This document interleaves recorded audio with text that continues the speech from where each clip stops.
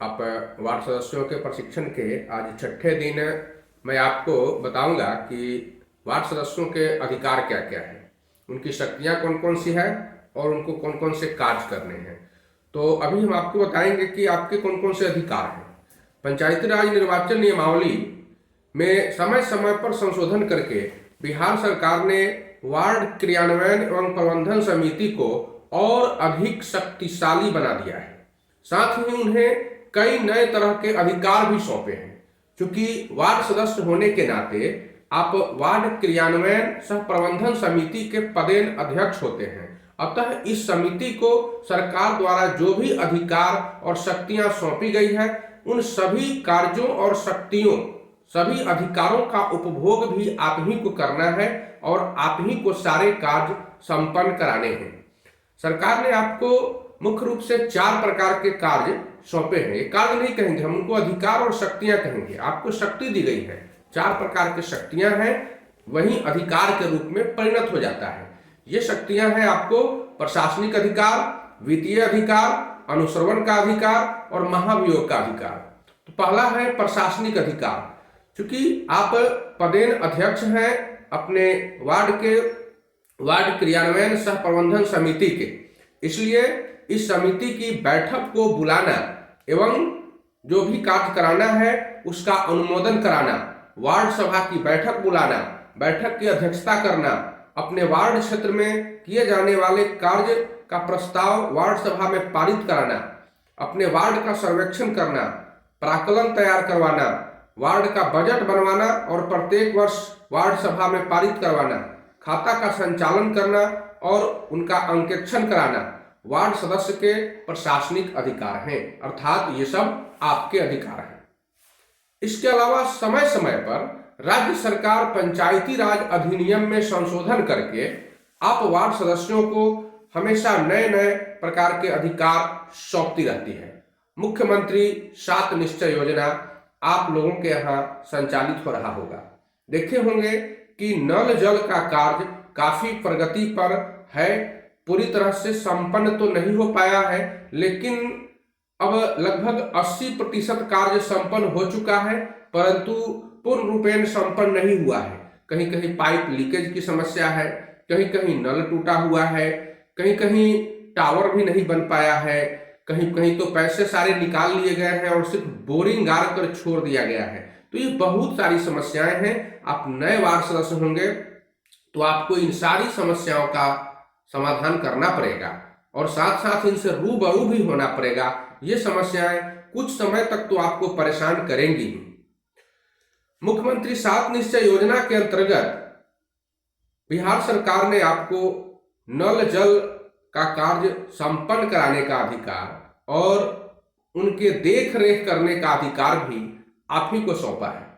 क्योंकि आप वार्ड सदस्य हैं, इसलिए इस वार्ड क्रियान्वयन सह प्रबंधन समिति के द्वारा अर्थात इसके परामर्श से और राज्य सरकार के निर्देशन में आपको ही सारी संक्रियाओं का संचालन भी करना है।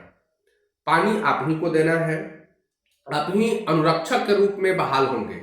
राज्य सरकार की चिट्ठी में पहली प्राथमिकता है कि वार्ड सदस्यों को ही अनुरक्षण करने का कार्य सौंपा जाए। अगर किसी कारणवश वार्ड सदस्य इसके लिए तैयार नहीं होते हैं या सक्षम नहीं होते हैं तो फिर वार्ड सचिव को अनुरक्षक का कार्य सौंपा जाए। अगर वो भी तैयार नहीं होते हैं तो फिर वार्ड सभा बुलाकर किसी तीसरे व्यक्ति को अनुरक्षक के पद पर नियुक्त किया जा सकता है। अनुरक्षक को वार्ड क्रियान्वयन एवं प्रबंधन समिति के द्वारा प्रति माह 2000 रुपये मानदेय के रूप में दिया जाएगा। साथ ही जितने भी घर हैं उनसे जल का उपभोक्ता शुल्क 30 रुपया प्रति परिवार वसूल करना है। ऐसी परिस्थिति में अगर औसतन आपके वार्ड में 200 घर हो जाते हैं, 200 परिवार हो जाते हैं, तो 6000 रुपये आपके वार्ड से नल जल अर्थात पानी का शुल्क के रूप में आपके यहाँ इकट्ठा होगा।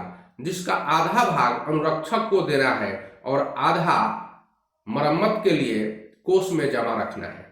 लीकेज जो मरम्मत होगा या फिर आगे कुछ भी टंकी में प्रॉब्लम आता है, पाइप में कोई समस्या आती है, किसी का नल टूट जाता है, तो इन सारी समस्याओं को उन रुपयों से हल करना है। साथ साथ प्रति माह 2000 रुपये सरकार अलग से आपको इसके देख रेख के लिए भी प्रदान करेगी।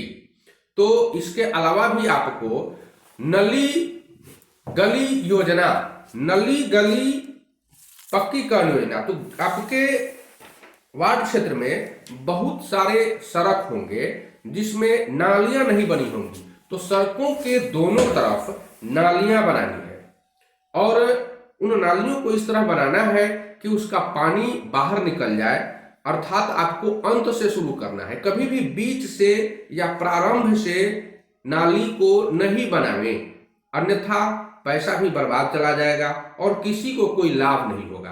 तो यह एक तरह का वित्तीय मामला है। हो सकता है आपके जो विरोधी हैं, जो आपसे निकटतम प्रतिद्वंदी आपके थे, जो परास्त हुए हैं आपसे, अगर थोड़ा सा जानकार हो नियम कानून का तो आपको परेशान कर देगा।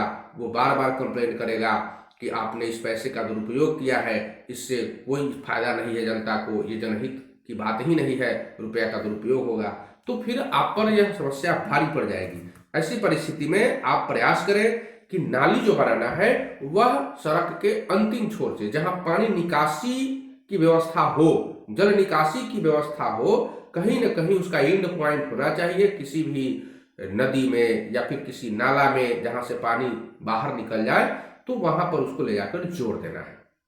तो आप इस तरह से नाली का कार्यान्वयन कर सकते हैं, नाली बना सकते हैं। फिर आपके गांव में जो सड़कें हैं तो आपको कम, अर्थात 7 लाख 10 लाख के आसपास का आपको प्राक्कलन तैयार किया जाएगा और उतना का आपको कार्य दिया जाएगा 1 साल में, तो आपको उस कार्य को करना है। यह भी करना है तो प्राथमिकता के आधार पर, अर्थात पहले अनुसूचित जाति और जनजातियों के वार्ड में करना है, फिर अति पिछड़े वर्गों के वार्ड में करना है जहां उनकी संख्या अधिक है, उसके बाद फिर पिछड़ों के वर्ग में करना है, बाद में सामान्य वर्गों में करना है, सामान्य वार्ड में करना है। तो इस तरह से ये सारी चीजें जो है वह शेड्यूल के अंतर्गत बांटी गई हैं और आपको उसके अंतर्गत पैसा मुहैया कराया जाएगा। कभी कभी देखने को मिलता है कि आप वार्ड सदस्य हैं और आप मुखिया जी के साथ नहीं रहते हैं, उनकी बात को नहीं मानते हैं। ऐसी परिस्थिति में आप दोनों के बीच मतभेद उभर जाता है, प्रतिद्वंदिता सामने आ जाती है और फिर वो आपको परेशान करने लगेंगे।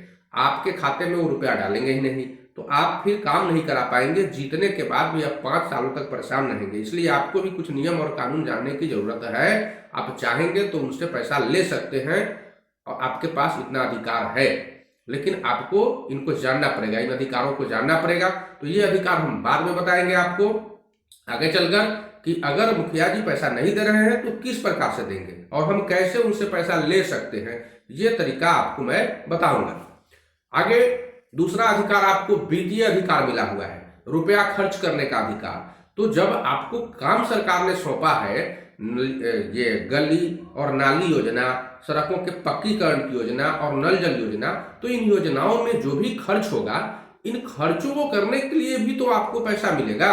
तो वर्तमान समय में जो नल जल योजना है, इसका कार्यान्वयन और देखरेख तथा मुख्यमंत्री गली नाली पक्कीकरण योजना का कार्य भी आप ही वार्ड सदस्यों को सौंपा गया है और वार्ड क्रियान्वयन समिति के माध्यम से आपको कराना है। इन कार्यों को संपन्न कराने के लिए लगभग 30 से 40 लाख रुपए आपके खाते में पंचायत विकास कोष से ट्रांसफर किया जाएगा और इन्हीं पैसों से आपको कार्य कराना है। तो इन पैसों को खर्च करने का अधिकार भी आपको मिला हुआ है, इसलिए इसे वित्तीय अधिकार कहते हैं। तीसरा है अनुश्रवण का अधिकार। आप वार्ड सदस्य हैं तो प्रत्येक वार्ड सदस्य अपने वार्ड क्षेत्र के अंतर्गत पड़ने वाले प्राथमिक और मध्य विद्यालयों में, जिनको प्रारंभिक विद्यालय कहा जाता है, तो प्रारंभिक विद्यालय में शिक्षा समिति का पदेन अध्यक्ष वार्ड सदस्य ही होते हैं और आप अपने वार्ड के क्षेत्र के अंतर्गत पड़ने वाले सभी आंगनबाड़ी केंद्रों को भी निगरानी करने का अधिकार और शक्ति आपको सरकार ने दिया है। अतः समय समय पर आप विद्यालय में जाएं आंगनबाड़ी केंद्रों पर जाएं और वहां की स्थिति का जायजा लें, वहां चलाए जा रहे लोक कल्याणकारी योजनाओं को आप देखें कि ये योजनाएं जनता को सही ढंग से लाभान्वित कर रही हैं अथवा नहीं, कहीं घपला घोटाला तो नहीं हो रहा है। विद्यालयों में मध्याह्न भोजन योजना चलाई जाती है, तो आप देखें कि भोजन अच्छा बन रहा है कि नहीं, उसमें कोई परेशानी तो नहीं है, कोई समस्या तो नहीं है। अगर है तो आप फिर उसको सुझाव दें बनाने के लिए। तो इन सब स्थितियों से भी आपको अवगत होना पड़ेगा। साथ साथ आंगनबाड़ी केंद्रों पर पोषाहार वितरण होता है, गर्भवती माताओं के लिए भी पोषाहार वितरण होता है, बच्चों के लिए भी पोषाहार वितरण होता है। तो आप देखें कि किसी को मिल रहा है या नहीं, या फिर ऐसे ही लिख दिया जा रहा है कागजों पर। ये सब जांचने के अधिकार आपको मिले हैं, इनको अनुश्रवण का अधिकार कहा जाता है। चौथा, आपको एक बड़ी शक्ति मिली हुई है, महाभियोग का अधिकार। ये अधिकार का प्रयोग आप हमेशा नहीं करेंगे, लेकिन आपको समय समय पर इन्हें करना भी चाहिए।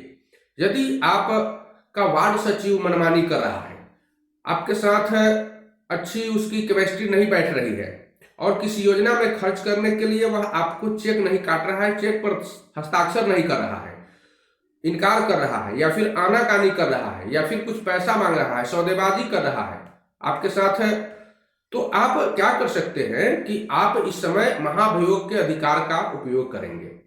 आप प्रथम 6 माह में हम वार्ड सचिव को हटा नहीं सकते हैं। सरकार ने उसको 6 माह कम से कम रहने का अधिकार दिया है। ये लॉक इन पीरियड है जिसमें आपका महाभियोग का कोई कार्यक्रम नहीं चलेगा। 6 माह जैसे ही पुरता है, आप तुरंत अपने वार्ड सचिव को एक नोटिस कीजिए, नोटिस भेजिए कि आपने अमुक अमुक कार्य में जो पैसे खर्च किए जाने हैं और वार्ड क्रियान्वयन प्रबंधन समिति के द्वारा पारित किया जा चुका है, परंतु आपने उस चेक पर हस्ताक्षर नहीं किया या करने से इनकार कर दिया। इसलिए आपको नोटिस दिया जाता है कि 15 दिनों के अंदर पुनः चेक को हस्ताक्षर करके मुझे सौंपें। अगर ऐसा नहीं करते हैं तो आपके विरुद्ध महाभियोग की कार्यवाही प्रारंभ की जाएगी और 15 दिनों के अंतर्गत उनके कार्यशैली में सुधार नहीं आता है, अगर सचिव हस्ताक्षर नहीं करते हैं चेक पर या आपका सहयोग नहीं करते हैं, तो आप सबसे पहले वार्ड सभा बुलाएंगे और उस वार्ड सभा में यह महाभियोग की कार्यवाही प्रारंभ होगी। सचिव को हटाया जाएगा, पदच्युत किया जाएगा और पुनः नए सचिव का चुनाव किया जाएगा। तो ये अधिकार आपको सौंपे गए हैं। अब सोच सकते हैं कि आपको बहुत सारे अधिकार सौंपे गए हैं या नहीं। फिर अब पूछेंगे कि वार्ड सदस्य के कार्य क्या है, तो फिर हम इसको अगले वीडियो में आपको बताएंगे कि आपके कौन कौन से कार्य हैं।